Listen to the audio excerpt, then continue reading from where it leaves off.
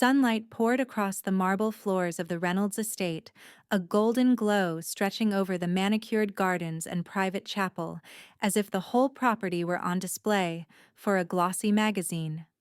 From my quiet corner near the windows, I watched my son Dylan dance with his new wife Jessica, his smile bright enough to make me forget for a moment the knot of unease in my stomach.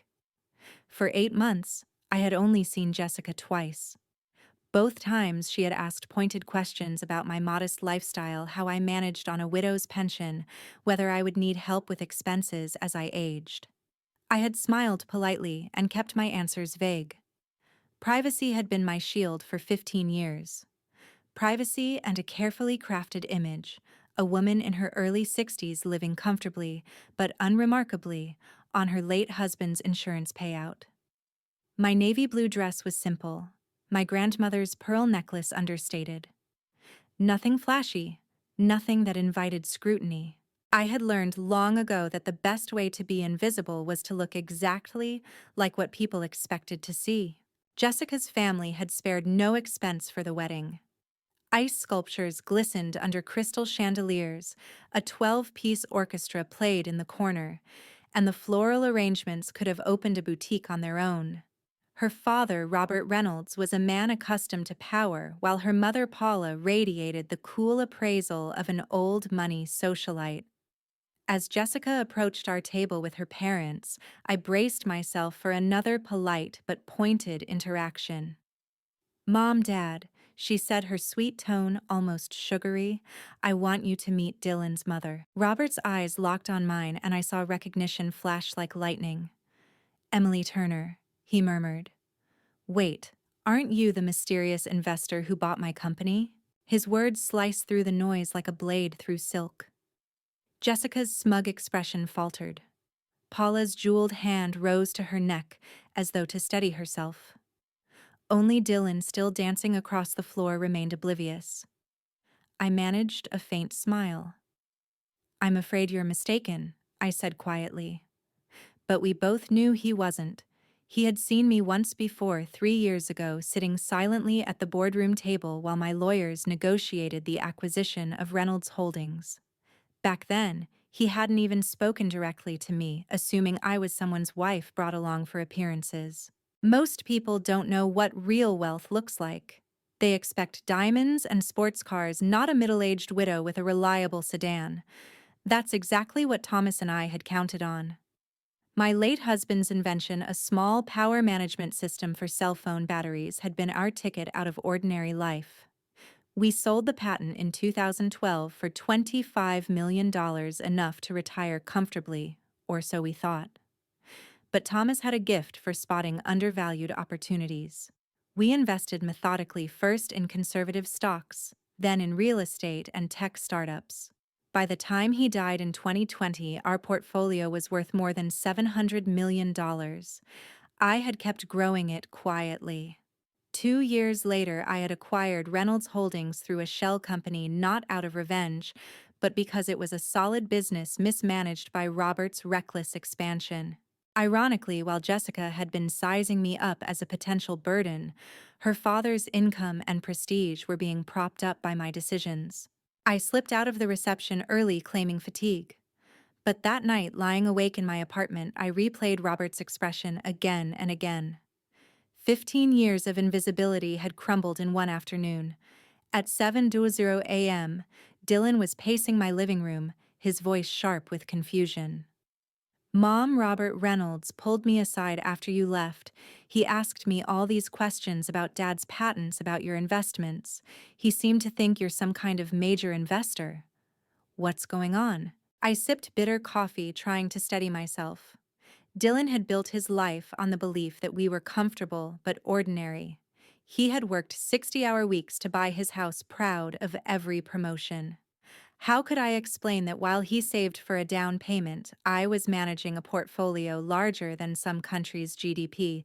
"Dylan, sit down," I said. "We need to talk." But before I could continue, my phone buzzed with a text from Jessica. "Emily, I think we should have lunch today. There are some things Dylan and I want to discuss with you." I showed the message to Dylan.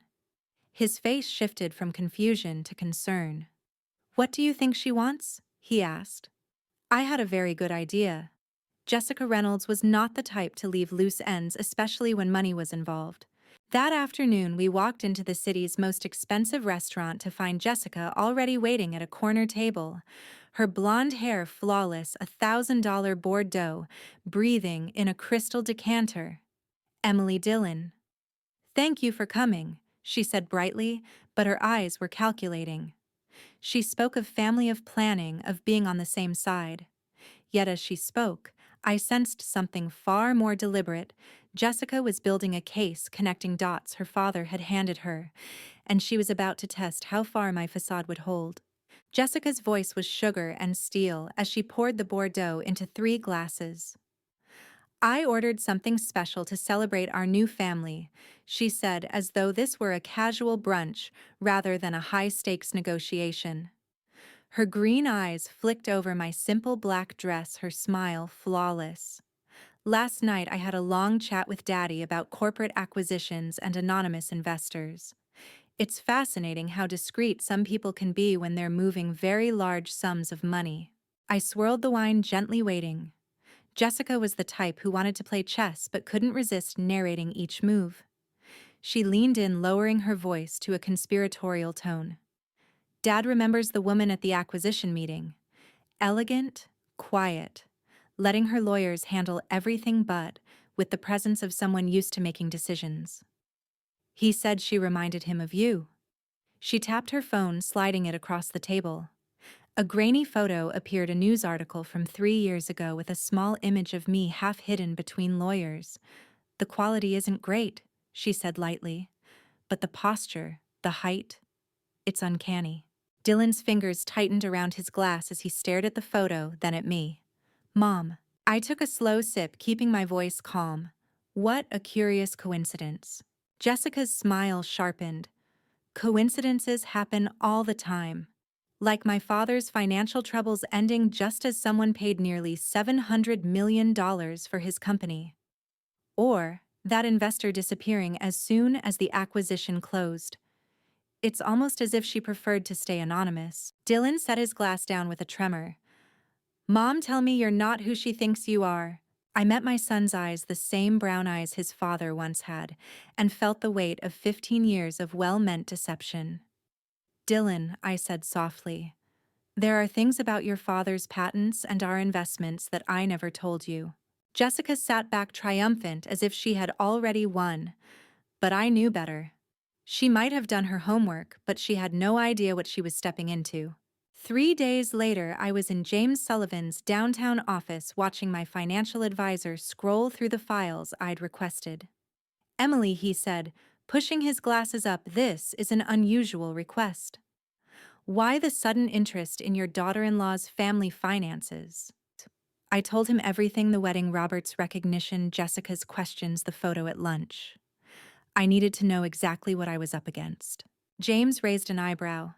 "So you acquired Reynolds Holdings and effectively erased your future daughter-in-law's career path. She was groomed to take over the company. You brought in professional management and removed her birthright. No wonder she's digging." I felt a twist of guilt but kept my voice steady. "It wasn't personal. The company needed saving." "Be that as it may," James said, "someone has been making very professional inquiries into your investment activities, the kind that suggests legal connections. I think Jessica hired a private investigator." A cold knot formed in my stomach. How vulnerable am I? "Your privacy structures are strong," he said, "but not impenetrable. A determined investigation could eventually trace ownership back to you. If she's motivated, it's only a matter of time." I thought about Jessica at lunch, presenting her findings like a chess player revealing checkmate. "What would you recommend? Get ahead of it," James said. "Control the narrative before she exposes you. And remember, if this goes public, it won't just be you who's affected." Dylan's reputation could take a hit if people think his success was tied to family money. The irony stung. I had hidden our fortune to protect Dylan's independence. Now that secret might destroy it. That night, I spread 15 years of financial records across my dining table, pouring myself a generous glass of the fine wine Thomas and I had once saved for special occasions. The numbers told a story of patient strategy and risk managed with precision. We hadn't just gotten lucky. We had built something massive, brick by brick, 50 million by 2015, 200 million by 2018, over 700 million by 2020. Since Thomas's death, I had only expanded it, diversifying into renewable energy, biotech, and licensing agreements. If Jessica thought she was investigating a rich widow, she had no idea she was poking at someone who had been playing the long game for decades. My phone buzzed with a message from Dylan Mom Jessica, and I want to come over tomorrow night. She has some ideas about how our family should handle this new information. I almost laughed. Jessica had ideas, all right. Probably something involving family trusts and collaborative management. She didn't understand that I'd been managing expectations longer than she'd been alive. The next evening, Dylan and Jessica arrived at my apartment with the air of diplomats approaching a delicate negotiation. Jessica's business suit was crisp, her folder neatly organized. "Emily," she began, "I want to start by saying we're all on the same side. Family wealth works best when managed strategically across generations. I've been thinking about a family foundation." "A foundation?" I asked mildly. "Yes," she said, her eyes bright. "Something that protects your privacy but allows for more transparency. We could start with a substantial contribution, maybe $50 million, to establish credibility. The board would be led by family trustees, you, Dylan, and me." She spoke as if the decision had already been made. Dylan shifted uncomfortably, but said nothing. I sipped my wine, then asked, "Tell me, Jessica, what did you have in mind for the initial funding of this foundation?" Her eyes gleamed. "Around 50 million. And how would the votes be distributed? Equal representation," she said confidently. "3 trustees, 3 votes. Very democratic." I set my glass down and met her gaze. "Jessica, can I ask you something honestly?" "Of course. Do you love my son?" The question hit her like a slap. She glanced at Dylan, then back at me. "What kind of question is that?" "A simple one," I said. "Do you love Dylan for who he is or for what you think being married to him represents?" The silence that followed was heavy as stone. Dylan's brow furrowed and Jessica's polished calm began to crack. Jessica's voice faltered as she tried to recover her composure. "I think it's unfair how you're framing our relationship," she said, her eyes darting to Dylan for backup. He looked at her, then at me, his jaw tight with confusion. I reached for a folder I had left on the side table, one I'd prepared the night before. "Because I have some information that might clarify things," I said evenly. I laid the papers on the coffee table, turning them so Jessica could see. "These are records of your communications with Aguilar Private Investigations. It seems you hired them to research corporate ownership structures and trace anonymous investors. Expensive work from what I can see." Dylan blinked. "Jessica, you hired private investigators?" "It's not what it looks like," she said quickly. "I just wanted to better understand the family's financial situation." "You were building a case," I corrected her. "These documents also show you consulted Vance Peters and Associates, a law firm specializing in family estate disputes. And you opened 3 new lines of credit last month, borrowing against a supposed future improvement in your financial status. That's a bold assumption considering your family's current position." Jessica's calm facade crumbled. "Emily, you have to understand. I was trying to protect our family's interests." "Whose interests exactly?" I asked, sliding another set of documents forward. "According to this analysis James prepared, your family's situation is far more fragile than you've let on. Your parents' estate is mortgaged to 80% of its value. Their investment accounts have been drained to maintain their lifestyle ever since your father lost Reynolds Holdings. Most of their current income comes from consulting contracts that I myself arranged through the company's new management." Dylan stared at the pages, his expression shifting from confusion to anger to a slow, painful realization. "Mom, He said quietly. How do you know all this? Because Dylan, I said gently. When someone starts investigating me, I investigate them back. Jessica's cheeks flushed. That doesn't change the fact that we're a family now. We should be working together, not against each other. You're right, I said, standing and walking to the window. We should be working together. But the question is, what kind of work did you have in mind? Because from where I'm standing, you didn't try to contribute. You tried to take control. That's not fair, Jessica said, her voice trembling. Isn't it? I pulled one last document from the folder. This is a recording of a phone call you had with your college roommate 3 weeks before you met Dylan. In it, you specifically mention you're tired of dating men who can't offer financial security, and that you're looking for someone from a stable family with good long-term prospects. The silence was absolute. Dylan stared at his wife as though he were seeing her for the first time. Jessica's lips parted, but no words came. Dylan, I said softly, I think you should ask yourself if the woman you married is really who you thought she was. He didn't respond. He just kept looking at Jessica with an expression that broke my heart. But even as I said it, I knew this wasn't over. Jessica Reynolds was not the type to give up easily, and I had just shown her exactly how much was at stake. 2 weeks of tense silence followed. Dylan moved back to his own apartment, saying he needed time to think. Jessica stormed out of my home that night, her eyes flashing with fury, but not before making it clear she considered our conversation a declaration of war, and she proved more dangerous than I had imagined. The first sign came when James Sullivan called me on a Friday morning, his voice clipped. Emily, we have a problem. Someone's been making inquiries with the SEC about your investment structures professional inquiries. They're asking about beneficial ownership, possible use of insider information, whether your shell companies properly reported their activities. Emily, this isn't curiosity anymore. Someone is trying to build a legal case. I closed my eyes. How serious? It depends on what they find, he said. Your structures are legal, but complex schemes can look suspicious to regulators. If they file a formal complaint, you could face months, even years of investigations, even if you're eventually cleared. The implications hit like a physical blow. Not just legal costs, but media exposure, the destruction of the privacy I had maintained for 15 years. What do you recommend? Shut this down before it gets worse.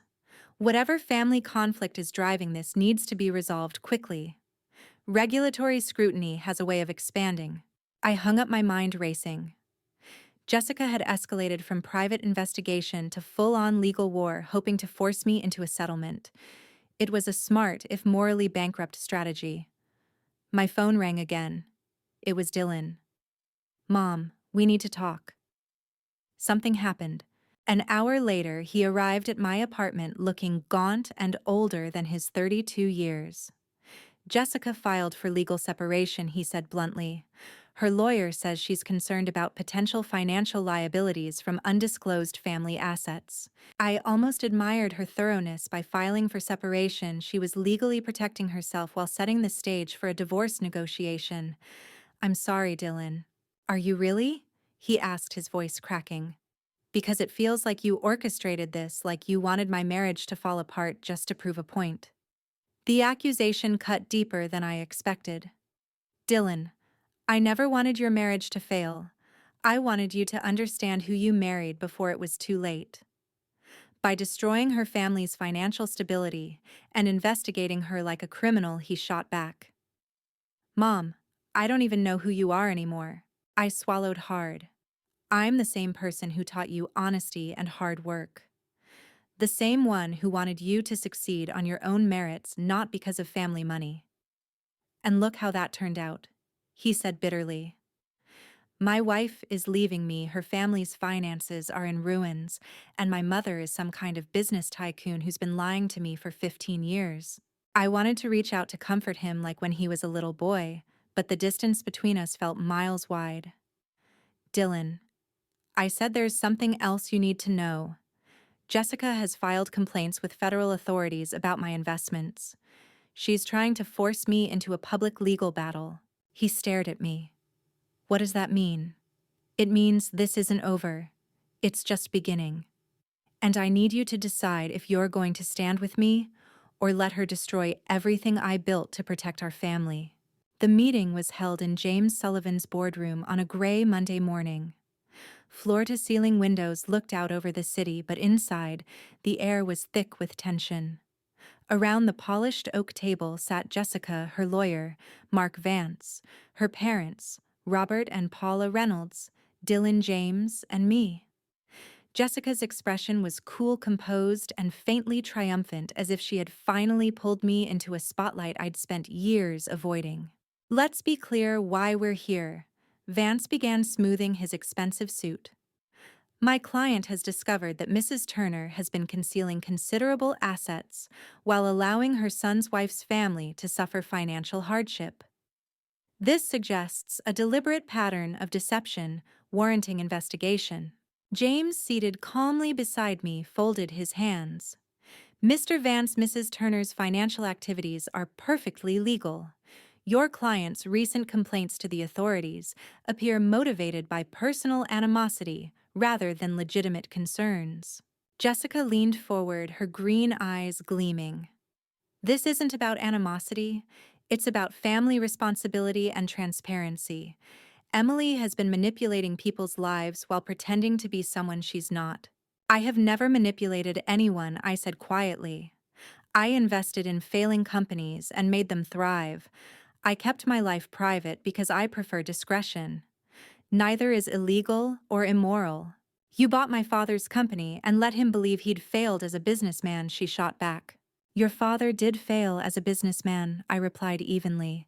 I saved his company and protected his employees' jobs. Under his management, Reynolds Holdings would have been bankrupt within months.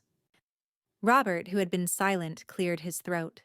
Mrs. Turner, I appreciate what you did for the company, but you can't deny you were strategic in hiding your involvement. Strategic, yes, I said. Deceptive, no. You never asked about my investments. I was under no obligation to volunteer the information. Mark Vance pulled out a thick folder. Mrs. Turner, we have evidence you used your financial position to manipulate situations involving my client's family. The consulting fees to Mr. Reynolds, the timing of certain business decisions, even the investigation into my client's personal affairs. James's voice remained calm. Evidence of what exactly? Because I see no illegal actions, only unfounded speculation. Jessica broke in. You do owe your son honesty, and you owe your daughter-in-law basic respect. Respect, I said softly, a cold calm settling over me. You introduced me as a family embarrassment at your wedding. You hired investigators to dig into my life. You filed regulatory complaints to force me into a financial settlement. And now you want to lecture me on respect. Silence flooded the room. Dylan, who had been quiet the whole time, finally turned to Jessica. What do you want? What will it take to end this? Jessica exchanged a glance with her lawyer, then looked at me. I want a formal family financial agreement. Something establishing clear expectations and responsibilities for everyone. What kind of responsibilities? James asked. Mark Vance slid another document across the table. We propose a family trust structure with shared governance. Mrs. Turner would contribute approximately $15 million to the trust, which would be managed by a family council for the benefit of all members. I almost laughed at the audacity. You want me to put my money into a trust controlled by the same people who've been investigating me and filing complaints against me? We want a fair arrangement, Jessica said. I stood and walked to the window, looking down at the street where people bustled about their normal lives, oblivious to the financial war 20 floors above. I have a counterproposal, I said, turning to face the room. Jessica, you have 72 hours to withdraw all regulatory complaints and cease all investigative activities. In return, I will give you a settlement allowing you and your parents to maintain your current lifestyle without further interference from me. What kind of settlement? Vance asked warily. $5 million, I said. A one-time payment. In exchange, you sign an agreement promising never to contact me or my son again. The room went silent. Dylan stared at me. Mom, you can't be serious? But I was. I had just offered $5 million to permanently remove toxic people from our lives. Jessica repeated the figure slowly as if testing it. $5 million. To never contact Dylan again. That's right. Vance was already doing the math. 5 million cash now versus years of costly litigation with an uncertain outcome. Mrs. Turner, he said finally, that's a generous offer. But it seems designed to break up a marriage rather than solve a family conflict. That marriage was already broken, I said quietly. I'm just offering to pay for a clean break instead of a messy one. Dylan shot to his feet. Mom, stop. Both of you just stop. He looked around the room with pure disgust. This is insane. We're sitting here negotiating the price of my marriage like it's a business deal. Isn't that exactly what it's been? I asked softly. He turned to Jessica, his voice raw. Did you marry me because you loved me, or because you thought I came from a family with money? The silence stretched for almost a full minute. Dylan. That's not a fair question, she said finally. It's the only question that matters, he said. I repeated my offer, my gaze steady on Jessica. $5 million. In addition, your parents keep their house and your father keeps his consulting position at Reynolds Holdings. You sign the papers and walk away from my family. And if I refuse, she asked. I smiled for the first time in months, a genuine smile. Then you get nothing. Your parents lose the house, your father loses his income, and you spend the next several years tied up in lawsuits you will lose. Mark Vance whispered urgently in Jessica's ear. She stared at the table, then said, I need time to think about it. You have until noon tomorrow, I said. After that, the offer expires. When the meeting ended, Dylan stayed behind. Mom, he said slowly, did you really just buy my freedom from my wife? No, I said gently. I just gave you the information you needed to make your own decision. He was quiet a long time. And if she takes the money, he asked finally, then you'll know exactly who she was. And if she doesn't, you'll still know. Either way, the truth will be clear. He looked at me with something between awe and fear. When did you become so ruthless? I think I always was, I said. I just never had a reason to show it. At 11:47 a.m. the next morning, James Sullivan's office phone rang. Mark Vance was on the line, his voice clipped and businesslike. We'll accept the settlement, he said. By 5:00 p.m., the papers were signed, the money transferred, and Jessica Reynolds vanished from our lives as if she had never existed. Dylan filed for divorce the following week, citing irreconcilable differences. 6 months later, on a quiet Sunday afternoon, Dylan called. His voice sounded lighter than it had in months. Mom, I met someone. Her name is Sarah. She's a teacher, and she has no idea you're rich. How do you know? I asked with a smile I couldn't suppress. Because when I told her my mom lived in a nice apartment and drove a reliable car, she said it sounded like a woman who had her priorities straight. She sounds perfect, I said. When do I get to meet her? Next Sunday. But Mom, when we have dinner, can you just be the woman who taught me to work hard and treat people right? Leave the powerful businesswoman at home. I laughed, realizing that after 15 years of hiding who I was, I finally understood the difference between being invisible and being private. Of course, sweetheart. But if it turns out she's investigating our finances, the deal's off. I could hear his smile through the phone. For the first time in months, the future felt as bright as I had always planned it to be. In the months that followed, I made quiet but profound changes. I sold the apartment where I had spent 15 years living behind a facade. It held too many ghosts' memories of Thomas, of building a fortune in secret, of fearing discovery.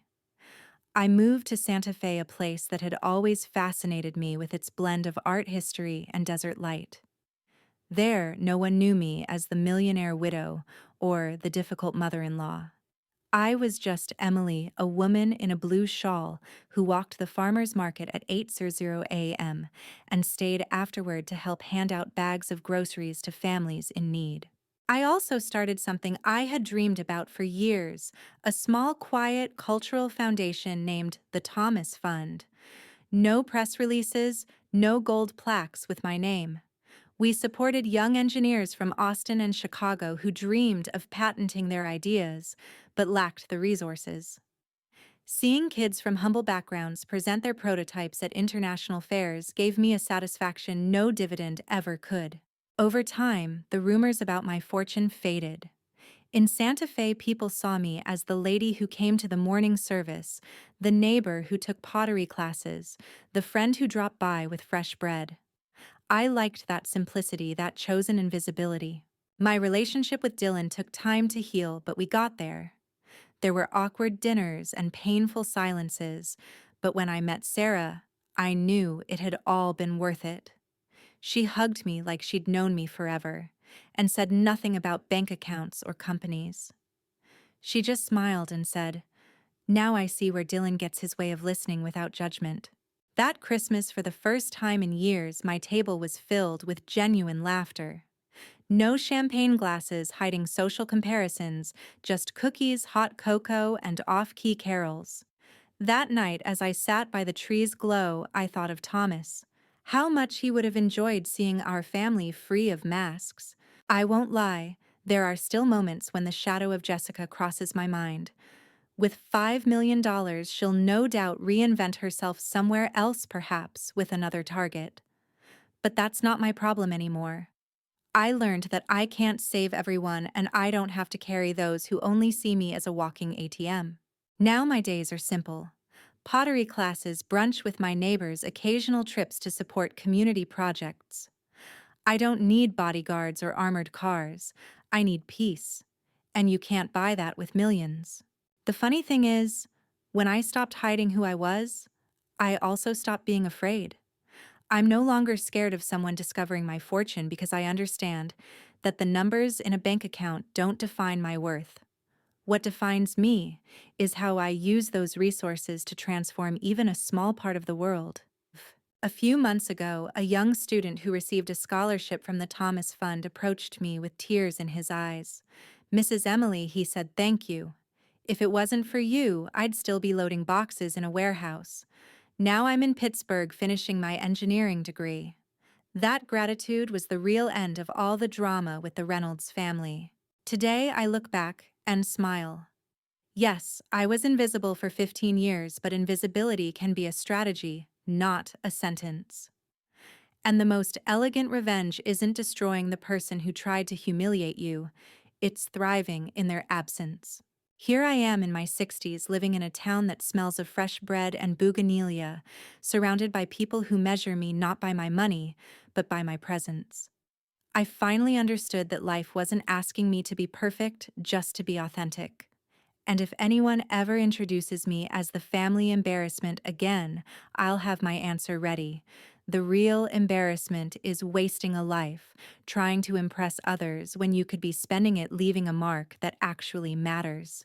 If my story touched you, inspired you, or made you think about your own family dynamics, please take a moment to like this video, share it with someone who needs to hear it.